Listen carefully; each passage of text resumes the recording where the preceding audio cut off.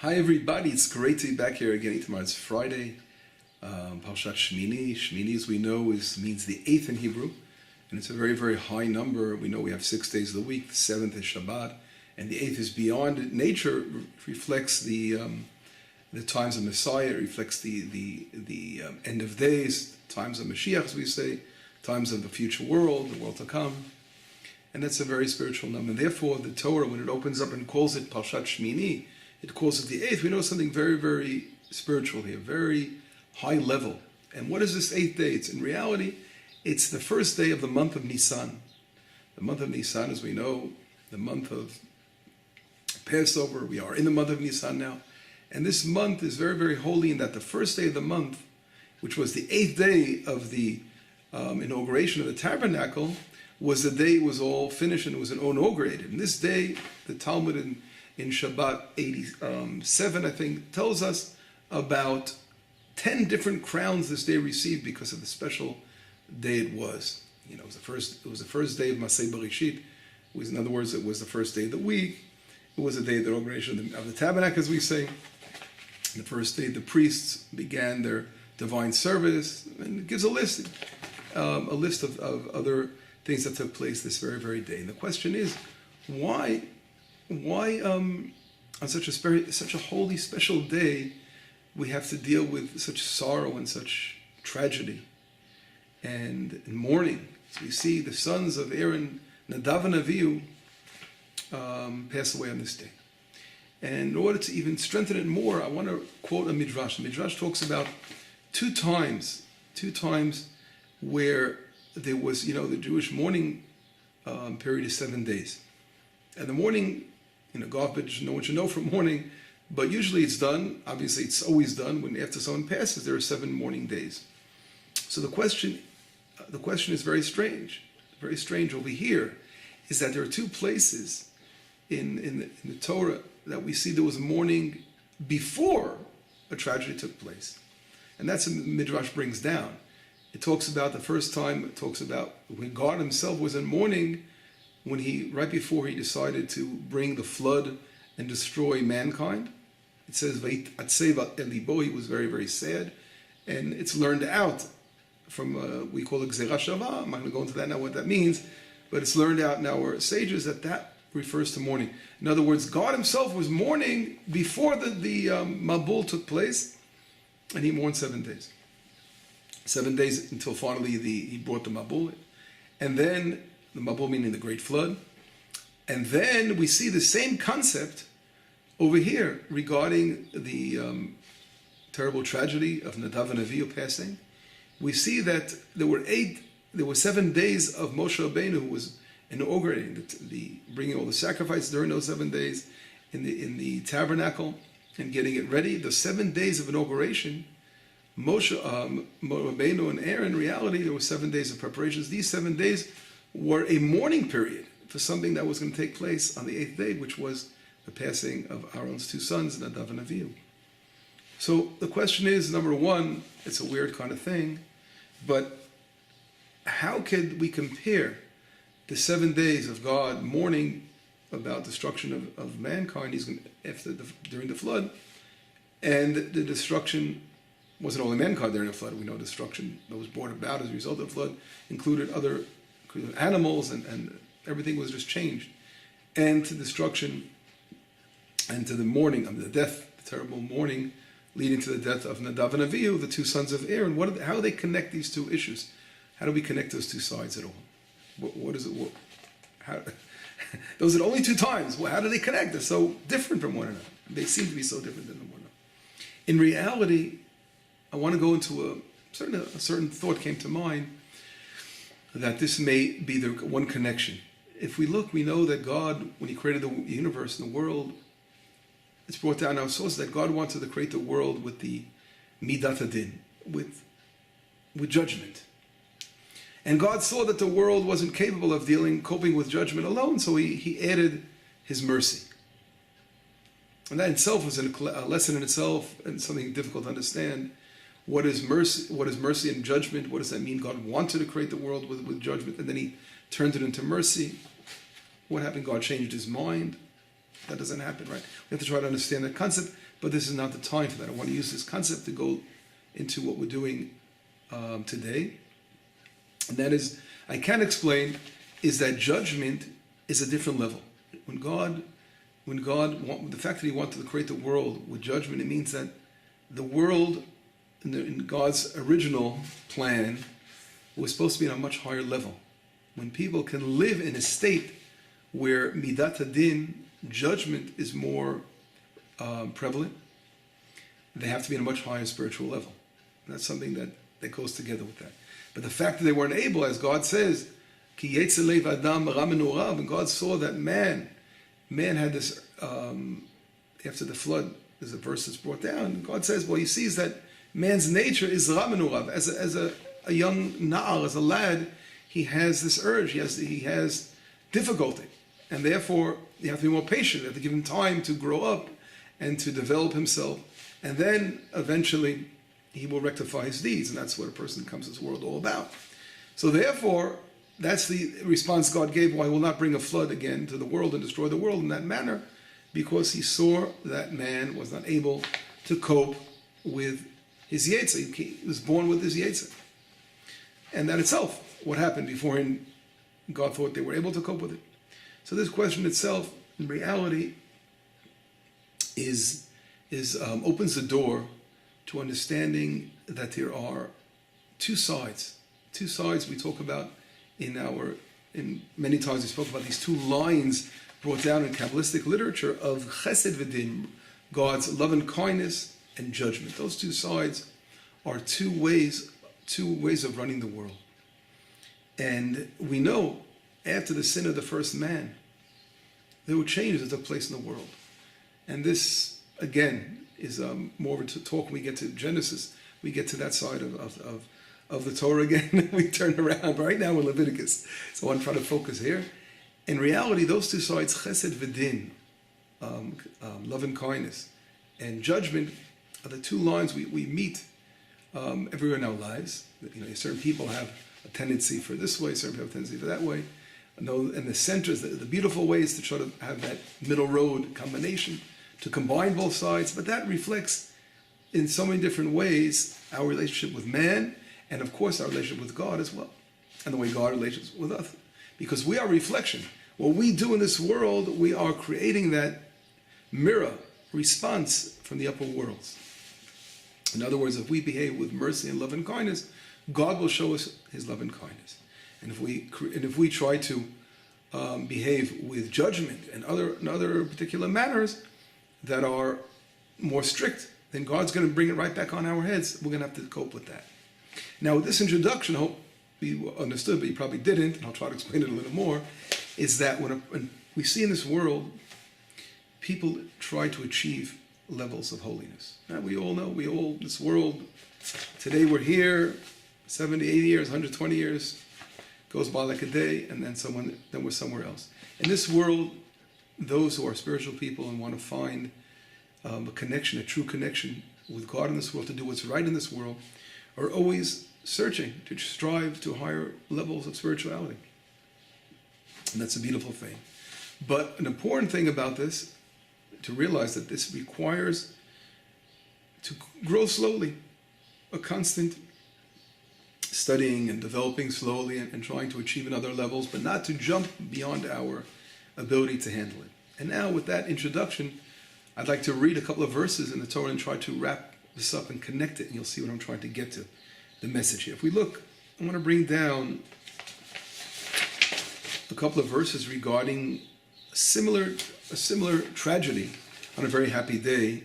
Well, something that came to mind for me as far as, you can probably bring other examples. And if we look in the book of Samuel, in Samuel 1, verse 6, it says, Vayach banshei Beit Shemesh ki ra'u ba'aron Hashem. It says God brought a plague upon the people of Beit Shemesh because they saw the ark of Hashem.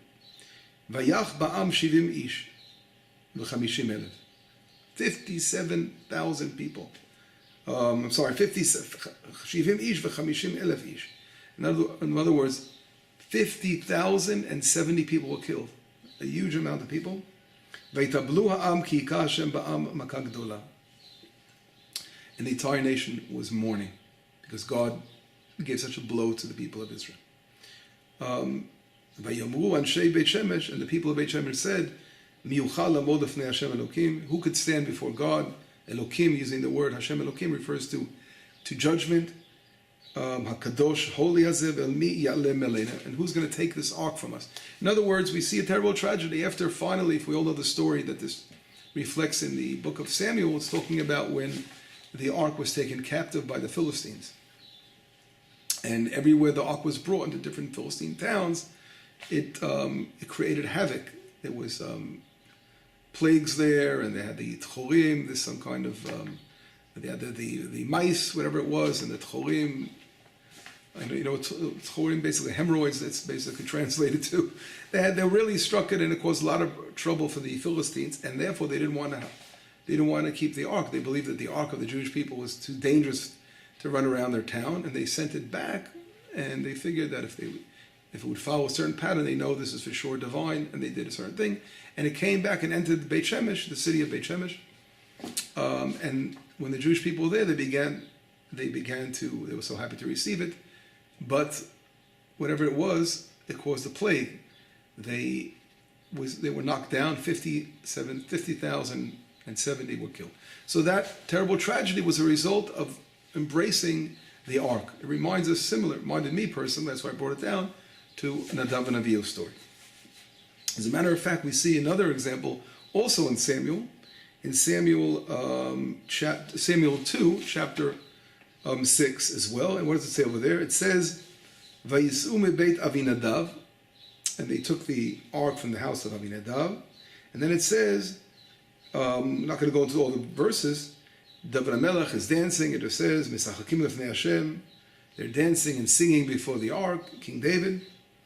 And then it says, Vayavo ad goren nachon, and it came to a certain goren, a goren referring to a threshing floor. Vayishlach Uzzah el aron ha'Elohim, vayochaz bo ki shamtu bakal.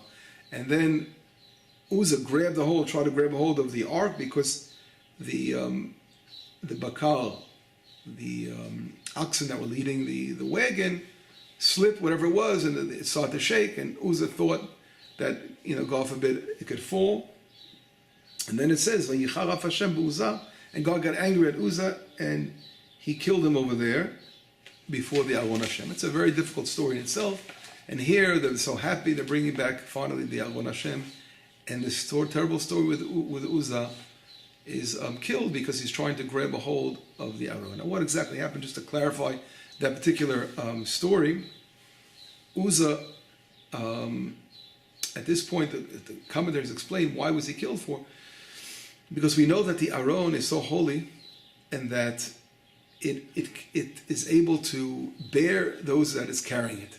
In other words, there is no way that the Aron is going to fall down. It can't happen. If you realize that you're constantly aware of the divine presence that's with that Aron Hashem, you will know that there's no way that anything can happen to it. And therefore, Uzzah, that he ran to grab it, his mind left, he wasn't focused, he wasn't meditating on the greatness of the divine presence that was before him. He just thought it was like some kind of closet that was banging around with the cattle over here, and forgot, he forgot literally where he was. He forgot where he was and who was before him. And that's why his level of focusing on spirit, on the divine presence that was there, he completely lost focus, and that's what really killed him. In other words, he was trying to be, or he made before him when he was taking the Aron, he's supposed to be at a very high level of focus. He's carrying the Aron, he's carrying the ark, but all of a sudden it's slipping out, and he forgot what he was doing. In other words, not everyone is capable of doing such a great task and standing with something so holy. With these few examples in mind, and I'll bring down one more. If we recall, go way back with Abraham, when he's going to offer his son Isaac on the altar, and a similar thing is mentioned. It says, "Vayu et makom rachok," and they saw the place from afar. And then Abraham says right away to his to the servant, he says, שבו לכם עם החמור, ואני והנער נלך עד כה ונשתחווה ונשור אליכם. Because you stay with the donkey, and we're going to go, me and my Na'ar are going to go. Ani and Na'ar, he's talking about him and Isaac are going to go to the site of Moriah. In other words, they were told to stay behind. And our rabbis explain, Shvu l'chem machamo, stay with the donkey. In other words, they weren't able to see the divine presence. And Abram only took Isaac, was able to see the divine presence on Mount Moriah. And that reminds us over here, is that there are levels of spirituality. Not everyone's on that same level. Here they were supposed to stay behind with the donkey, because they weren't on that level to be able to approach such a holy spot of Moriah. But there, a tragedy didn't take place, because they stayed behind. If they would have gone, something might have happened. What is different sources trying to bring about over here? We see from the story of Uzzah, the story of Beit Shemesh, and the story of Nadav and Avihu, that when someone is trying to become holy, and when someone's involved in holy things, is a great danger. It's a great danger. On one hand, everyone strives, as mentioned before, to reach a spiritual level, to reach holiness. On the other hand, as you get on a higher spiritual level, you have to realize that it becomes harder and harder to maintain the proper, as we say in Hebrew, kavanah, focus and meditation as we get in a higher level, because more is required of us. God requires more of you as you grow holy in holiness. And here Nadav and Avihu, who were told, who came and they wanted to offer Eish Zara, and they ended up offering a strange fire. The same Nadav and Avihu, what happened if we go back in the story of Matan Torah, going back in Exodus, we see in Exodus 24 something very interesting. If we look, it says in verse number 9, 10, and 11, it says, Vayal Moshe Aaron Nadav Avihu v'shivim ziknei Yisrael, and Moshe Rabbeinu, Aaron, Nadav and Avihu, and the 70 elders of Israel. In other words, the Torah is literally putting in order the leaders of Israel. It's Moshe Rabbeinu, it's Aaron HaKohen, it's Aaron, Nadav and Avihu, the next ones on deck, and then the 70 elders. And here they are going up. Vayu et Elohei Yisrael, and it says they see the God of Israel. V'tachat raglav ki masei livnat hasapi, and under his feet, it's like the light of a sapphire stone, and the etzem hashamayim is clean and pure as the sky. Vel etzilei bnei Yisrael, and the nobles of Israel, lo shalach yado, but God did not reach out his hand against these nobles. In other words, he did not strike Nadav and Avihu over here and the 70 elders.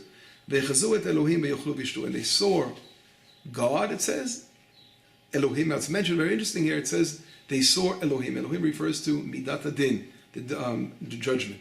And it says they ate and drank.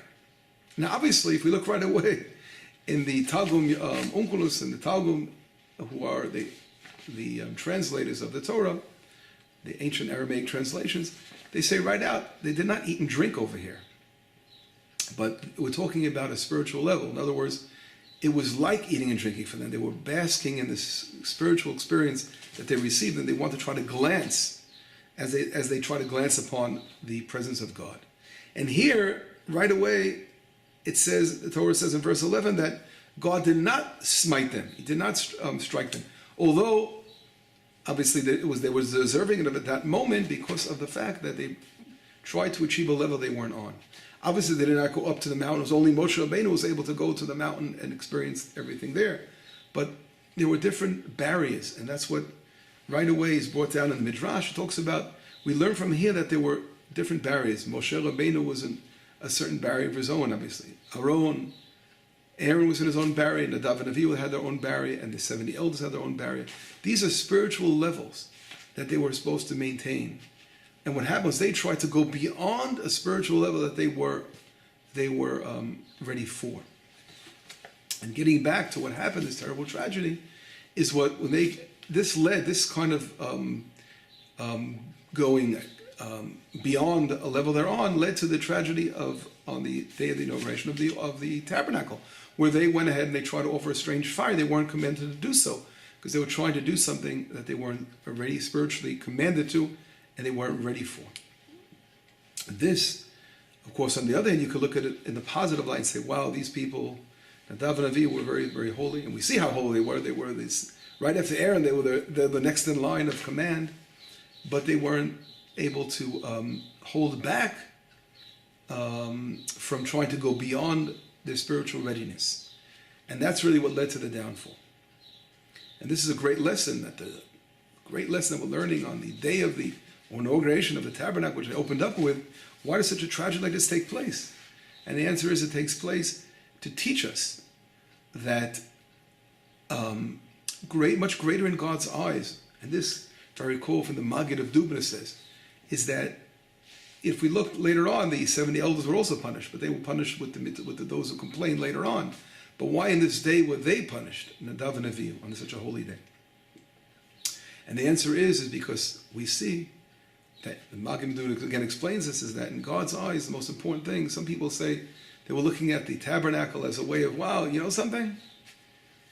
Person sins, and now we're in luck. We can go to bring a sacrifice, an offering to the tabernacle, and God will forgive us. Sort of, they looked at it in a way of sort of a technical way of relieving sin. They can go there or make an offering, everything is done. So God wanted to show the most important thing is listening to Hashem's voice and fulfilling the Torah and fulfilling the mitzvah and the commandments of God. And therefore, these people that were in second command almost, Nadav and Avihu, they came to the tabernacle and they did this thing, and that's supposed to be able to save people, right? But bringing all the sacrifices, that's supposed to rectify people and help them. No. If they're going against God in reality, not fulfilling His commandments, even those in the highest spiritual level are going to be punished.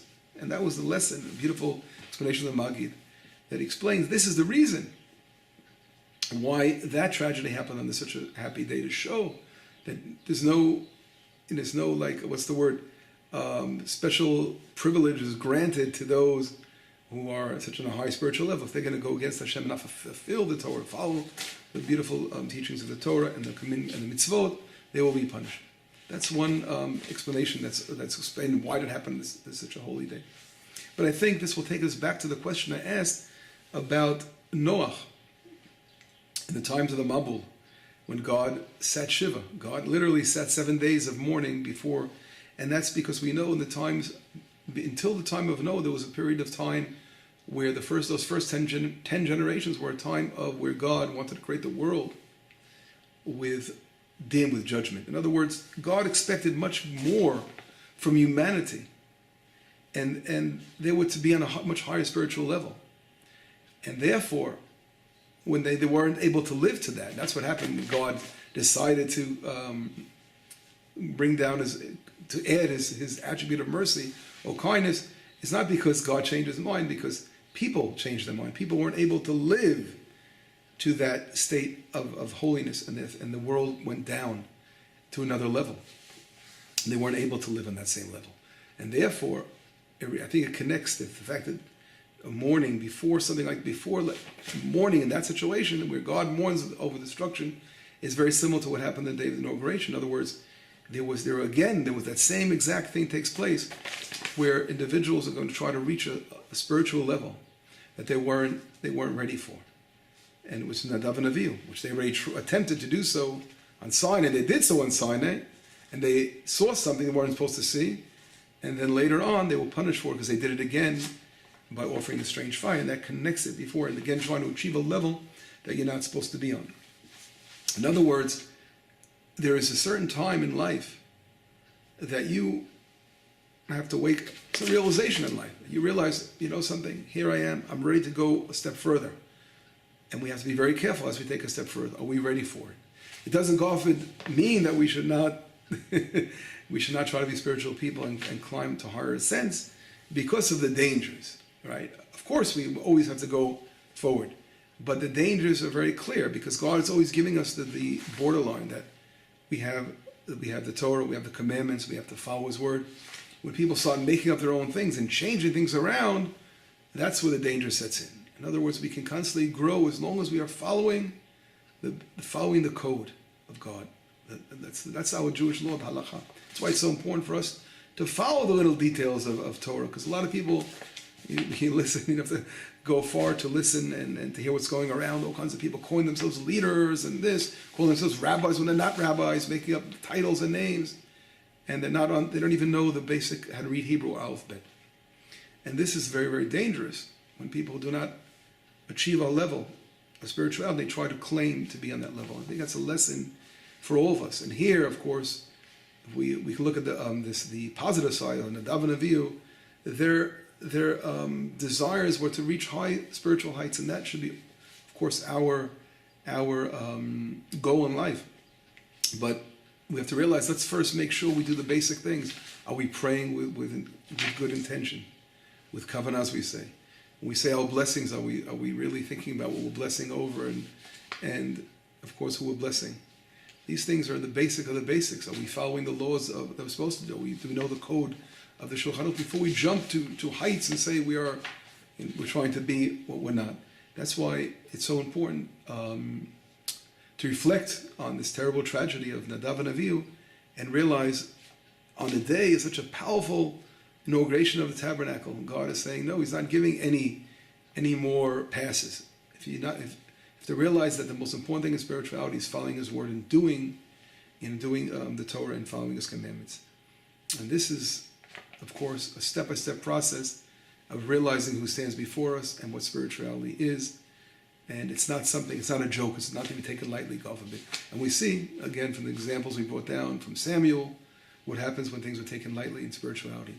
As you get closer, as you try to achieve a high spiritual level, you have to grow and you have to be ready for it.